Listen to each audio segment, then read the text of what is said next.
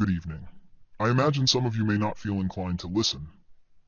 After all, it is not difficult to close one's eyes, turn away, and pretend the world outside is but a distant echo. But echoes have a way of returning, don't they? And so tonight, I ask that you open your eyes, your ears, and your minds to a simple truth that cannot be escaped any longer. We are living in times of extraordinary trouble. We live in a world where fear is currency, and division is the law of the land. They speak of peace, yet every corner of our lives is governed by the invisible hand of control, of surveillance, of deceit. They promise protection, yet we are prisoners in our own homes. They offer comfort, but only if we are willing to trade away our freedom, bit by bit, piece by precious piece. Do you feel safer? Do you feel free? You see, this world, our world, wasn't built overnight, and it wasn't built by accident. It was forged in the fires of complacency, crafted by those who fed on the silence of the masses. It is a world made not by tyrants alone, but by the indifferent, the passive, and the frightened. Oh, how easy it is to look at our circumstances and believe this is simply how things must be. That this madness, this uncertainty, is the natural state of affairs.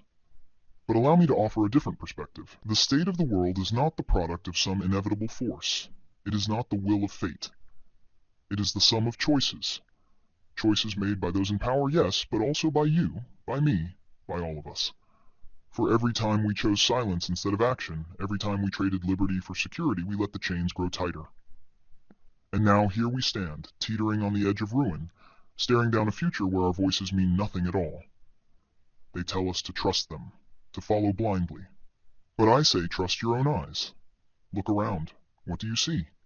A system that works for the few, while the many are left to struggle. A machine built not to serve the people, but to grind them down. Fear, they say, keeps us in line. But fear is a weapon, and it has been used to bind us, to make us believe that change is impossible. But there is always hope, my friends. For as long as there are those willing to ask questions, to speak the truth even when it is uncomfortable, to resist even when it is difficult, there remains the possibility of something better. A world where we are not shackled by fear, where the lies of the powerful no longer hold sway over the hearts and minds of the people. Do not mistake me. This road will not be easy. It will require courage, the kind of courage that does not waver in the face of overwhelming odds. It will demand sacrifices, sacrifices that may cut deeper than you could ever imagine. But take heart, for history has shown time and again that true change is born not in comfort, but in adversity. This moment is when we decide who we are.